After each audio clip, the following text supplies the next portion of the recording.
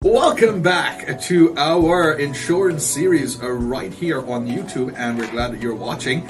And today we're going to talk about specifically life insurance. We spoke about insurance a week ago, and we want to tell you now about life insurance. So, when is a good time to get life insurance? So, like we said last week, yesterday was a good time. Really, when you want to get life insurance, we kind of talked about the last time around, is when you're young and healthy, right? So typically, kind of goes hand in hand. When you're young, you're typically healthy. So you want to do it at that time for a couple of reasons. One, it's going to be probably the cheapest in terms of premiums. The cost is going to be that much more affordable. And two, you could probably insure your insurability, or guarantee your insurability for life. So what does that mean? That means if you wait later on in your 30s or 40s, you may develop certain illness or ailments, and as a result of that, your insurability will go down. And if your insurability goes down, the premium goes up, and they may even decline you altogether. So why not get it when you're young and healthy, and that way it will guarantee that you would have life insurance for the rest of your life and the ability to buy more, even if you're not healthy anymore.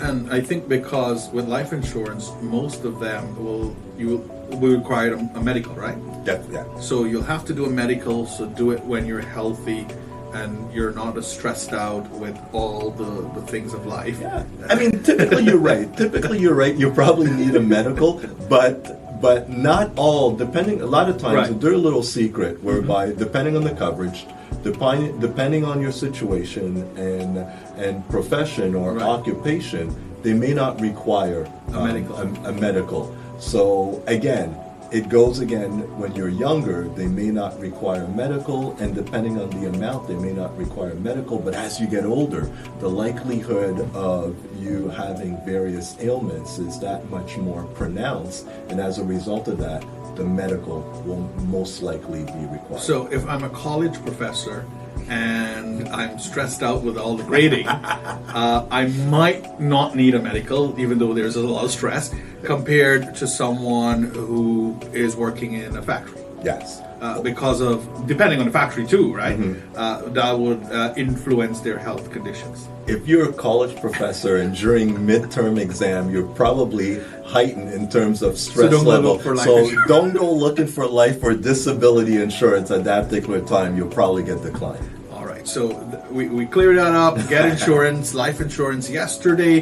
Ensure that you get it young so that you can be insured, guaranteed insurability for life. Okay.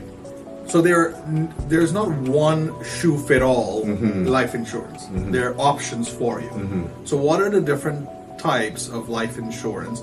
Often people say, I should get term life insurance, or I should get permanent life insurance. Yeah. So what's the difference between the two? So you kind of hit the nail on the head. So there's basically two types of life insurance. So it's either going to be temporary insurance, term insurance, or permanent insurance. So insurance for your whole life.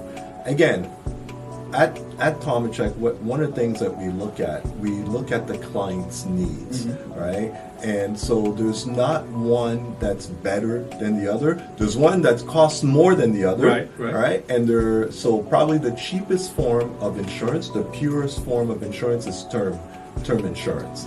And so the way we look at it is that as you go through life, you're going to have a temporary need for insurance, and you're also going to have a permanent need for insurance. So the temporary need, the way we look at it, is that you get married, you have kids, you get the big house and the big mortgage, right? So we want to ensure that particular need, that big mortgage, hopefully for a temporary period. We're hoping that you're not going to have that mortgage for life. So probably be for 25 years or 30 years. Well, at that time, cost is probably important for a young family. So maybe having a temporary insurance like term insurance, which could go from 10 to 40 years, it would be affordable. And then after the 30 years or so, when the mortgage is paid off, your debt has gone down, hopefully significantly, and your temporary need for insurance has declined. Now the permanent need for insurance kind of kicks in, because we're going to die, except for Josh, as long as he doesn't take the stairs, as we learned last week. Right. All right.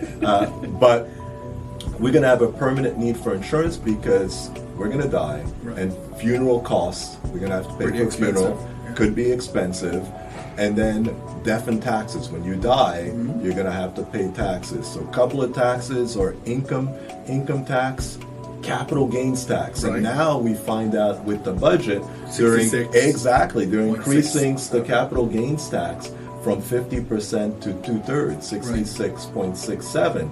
And they said it's going to impact the little guy. Well, we dissected that in our budget video. Yeah. That necessarily is not going to happen, because you're going to have people who are inheriting $1 million houses and so forth. Exactly. Right. So death and taxes is going to be a permanent need. Also, when you die, there may be the need for probate. Right? So probate is kind of a process to ensure that your assets goes to the rightful owners as per your wishes. Your wishes are usually given in this document called the will. What if you don't have a will? What if we don't know? Well, then the province is going to have to figure out who to give your assets to. And that is a lengthy and long process, and a costly one. Exactly. So the lengthy process, right now we're running about 12 to 24 months for probate. And then the costs could be, if it's anything above $50,000 worth of assets, the cost is 1.5%. If you have a house, $1 million house, all right, so that the cost for probate would be $14,250. That's a significant amount. Exactly. Especially you've died and you're not there, and for your loved ones to inherit that cost. Exactly. Right. And I think in settling an estate, you want to do that within 3 years, because if not, the taxes are going to go really high. Exactly. You were listening in my class. Right? I do listen sometimes. Testamentary trust, the graduated rate estates, the GRE. Yeah. So you've got kind of a 3-year time frame, and then the tax implications. You're taxed at the highest marginal tax bracket. So again, a significant impact. So we got life, we got term insurance, we got permanent insurance, and permanent insurance I think can take a couple of forms as well. Exactly. That you might want to acquire. So the question is, I've decided now that it's important at my young age. Minus the gray. Minus the gray. That's just a fashion statement. I need my life insurance, but how much do you think I need? It's going to depend on various factors. So there's not one size fits all. Typically, what people look at, kind of this method called the DIME method, right? So based on to cover your debt, right? So probably the biggest one will be your mortgage, your mortgage debt, but it could also be credit card debts, because you don't want to saddle your loved ones with that. We're also going to look at income in terms of income replacement, right? Mortgage, like I said, so debt, income, mortgage, and then last one, if you have kids, education, right? That's a big one. Your education goal. So not because unfortunately, God forbid something happened to you, that your family's goals are put by the wayside. So you probably want to cover for that. Other people, what they'll look at is they'll just look at income replacement, right? So now, remember, we needed 2 incomes to maintain our standard of living. Now we've lost 1 income. So why don't we use life insurance to replace that income that we lost? So income replacement, the DIME method, and there's a whole bunch of life insurance calculators that you could use, and that could also determine the right amount that you need for insurance. And really, the amount will as you said, depend on your lifestyle and the amount of debt you would have accumulated and so forth. And I guess that will determine the amount of premiums you'll pay. We talked about premiums last week, but that will determine the amount of premiums that you pay on your life insurance. Also, other factors we mentioned: your age, your gender, your lifestyle in terms of your health lifestyle will determine your premiums and so forth. Apart from that, with insurance, with life insurance, you can also have people added on or things added on, which are called riders to the insurance policy. Like, what are some common riders that you would add to a life insurance policy? Probably for me, with all my clients, a critical illness rider. That's, we because of modern medicine, right? In years past, if we had a stroke, if we had an illness, chances are we're probably going to pass away as a result of that illness. Right. But now we tend to live and overcome that particular illness, but we're going to need special help, right? We're probably going to need, we've got a 2-story house, so how do we get upstairs? So we're probably going to need, let's say, a lift. We may have to renovate the house. This critical illness rider will provide you with a lump sum to take care of that. If you have kids, you want to add like a children's rider, so it automatically covers your child, and if you have 2, 3, 4, 5, it covers them all, right? So even though you only have one child right now, by having that children rider, when you get a second or third, it automatically takes care of that. And you could have so many things kind of attached, whereby you can depending on the type of insurance, increase or decrease the level, the amount of insurance that you want to pay.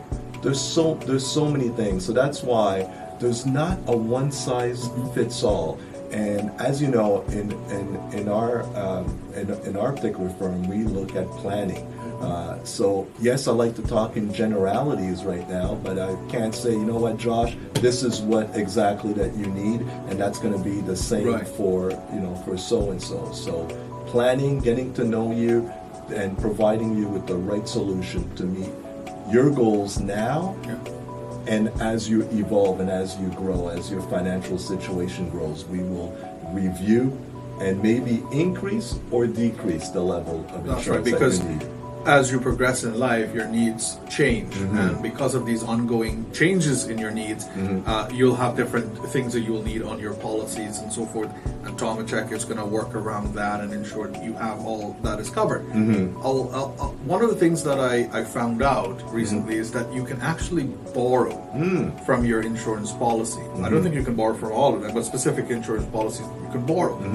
Why do you think that's an important thing for people to know? And why or how do you go about doing that? Yeah, it's important for people to know, but it's not necessarily important for everybody, right? So we're not kind of making a blanket statement whereby it's a great tool. So as we said, there's 2 types of insurance: temporary term insurance and whole life. The difference between the two: term, purest cost of insurance, cheap in terms of the premiums, and whole life, which is permanent insurance, it's more costly. Why is it more costly? Because there's a savings component to the whole life insurance, and there's no savings component to term insurance. That's why we call it the pure form of insurance. So part of your premium that you're paying under whole life or universal life, which is a form of permanent insurance, goes towards a savings component. So as that savings component grows, right? So I'm just going to make up a number. So let's say you're paying $100 on a monthly basis. Let's assume that $20 of that goes towards savings and $80 goes towards the cost of insurance. So that $20 is being invested and reinvested and on a monthly basis, and then eventually it grows. And then give it about 10 years or so to start to compound, and depending on the premiums, you could have a pretty significant nest egg. And instead of taking money out, which you have access to, which is called the cash surrender value, you could withdraw a portion of that savings. If you took a loan against it, you could actually take the money out tax-free. Wow. Right? And there are institutions that will allow you to take a loan and use the policy as collateral. So now you could take that money tax-free, use it for whatever you want, and then you could pay it back if need be, right? Or if you don't pay it back, then the amount of your death benefit, depending on the policy, will be reduced by the amount of the loan that you took out. So let's say you took out a $50,000 loan and you've got $500,000 of death benefit. God forbid something happens and you haven't paid off the loan, so it'll be $500,000 minus the $50,000 loan, and your loved ones would have $450,000. So if you didn't know, you now know, because we here at Tomacheck want you to know and to help you. You know, these are some of the things where we can uniquely help you with, and that's why speaking with us and the team can help you identify these needs that you didn't know that you had, or options that you didn't know you have, and that's why we're here. Exactly. So that has brought us to the end of today's video on life insurance. Thank you so much for watching. Now, if you've got any questions on life insurance or any questions of financial nature, well, let's help you. So comment in our videos or messages directly. You can probably get to talk to Pierre directly as well. So reach out to us and let us help you. Thank you so much for watching, and we'll catch you on the next one.